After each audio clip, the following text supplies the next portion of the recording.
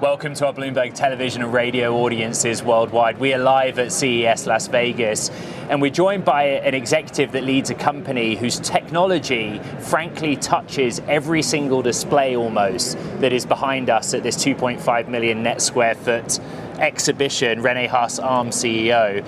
Look, I still have some difficulty in explaining to people what ARM does with respect. And this is an interesting example because if you take many of the TV displays that are on display here, other consumer electronics, ARM has helped design the semiconductors that are inside them. Is that accurate?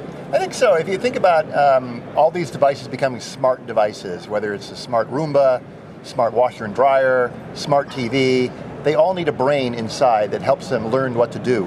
That brain inside is ARM. So we were just chatting earlier about, well, where is ARM inside the show floor? Those four examples I just gave you, a washer, a dryer, digital television, and a Roomba, I can assure you, each one of those devices, ARM is the brain that makes those go. The common connection between everything here is AI. Whether you're an automotive company, consumer electronics, even a beauty and healthcare company, ARM wants to be a part of the AI story. So let's start with that. You know, the story of 2023 was the H100, a GPU that goes into a server design. The server design goes into a data center. ARM's not quite fully in that market yet, but it wants to be. So give us a scorecard and where your progress has been. I think you have to step back and say, well, what is AI and where is AI going? AI has been with us today already to some level. For example, Amazon Alexa, Google Assistant, Ring camera, Nest camera, things that do facial recognition, for example, in those cameras, that's AI, and that's running on ARM today. So to some level, we've already been there. Now, what's happened with ChatGPT and these large language models has been this next level step up of really a level of learning and AI we've not seen before. So a lot of that work today is taking place in the cloud with training, and you mentioned H100. NVIDIA's next generation device, the GH200, is Grace Hopper. Grace is the CPU, all ARM-based. Hopper is the GPU. So even in the most advanced training workloads, you're seeing ARM being used. On device. Cristiano Amon of Qualcomm was here earlier in that seat, wanting to talk about on device.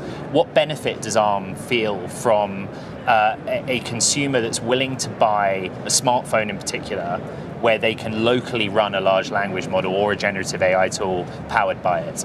I think it's still early days in terms of what are the applications that are going to be really killer for the smartphones. The hardware is enabled now, so you have capability now inside the smartphone that can run these AI algorithms. But for example, two areas that people really care about are latency and privacy. So if you're running some ChatGPT or a personal assistant such as Pi by a company called Inflection AI, every query that you enter onto your smartphone goes up into the cloud. So people who care a lot about security of their data are going to want to have those AI algorithms running locally. And not the least of which, they'll run faster because they're running inside your hand. We're trying to assess what the smartphone market's going to look like in 2024. It's still the mainstay of your business. But it goes to a sort of functionality level. What do you think it is that we can put into a smartphone or enable a smartphone to do that drives an upgrade cycle and brings consumer enthusiasm? I think one thing that we've seen in this last cycle, which I think hopefully we're on the bottom of, and now we're starting to come out of it, is that the premium smartphones, the most expensive smartphones, have actually done very, very well. And that's because people are trying to future-proof technology and their purchases to make sure they last a long time before the upgrade. As I said, it's still early days on what are these devices really going to do in terms of running the applications, but I think security and I think latency and power efficiency when you're running those algorithms are very key. Those are three areas that ARM is really good at.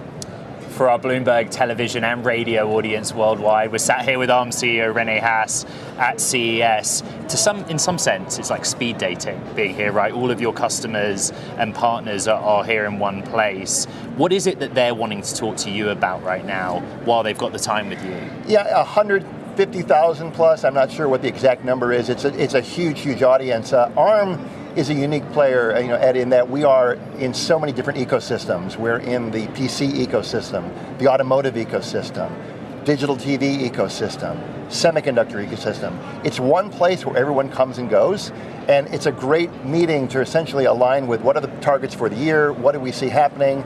I was mentioning to a colleague earlier, we spend a lot of time, candidly, worrying about what's going to be at CES 2026, CES 2027, And we're having those discussions now with partners about what are those enabling technologies. So believe it or not, you'd be surprised, most of these meetings are not about what's going to come out in 6 months, but about what's going to come out in 3 or 4 years. One thing that has surprised me about ARM is my old stomping ground, the automotive sector.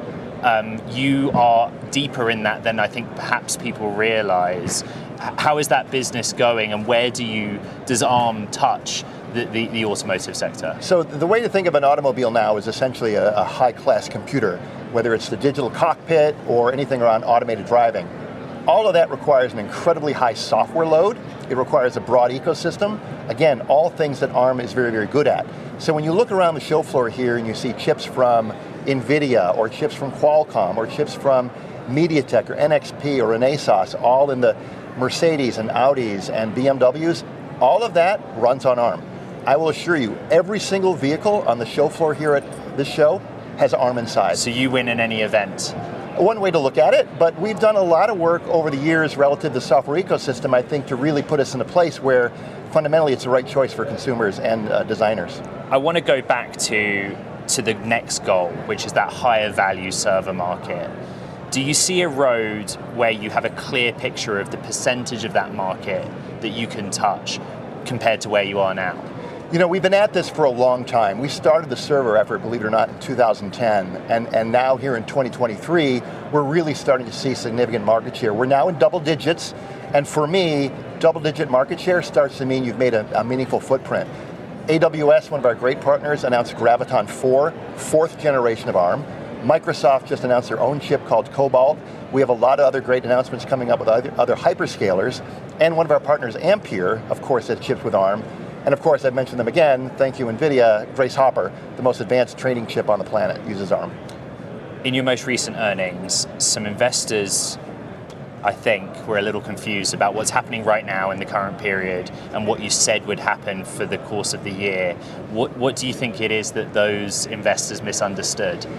You know, we're in a quiet period, so there's not much I can really say about where we are in the earnings standpoint, but as I said, most of my focus, Ed, is on 3 or 4 years from now, and I'm incredibly bullish about where ARM is going. I think you just have to look at the show floor again, and then layer AI on top of it, and you see where ARM has an amazing opportunity going forward. So I'm really excited about our future.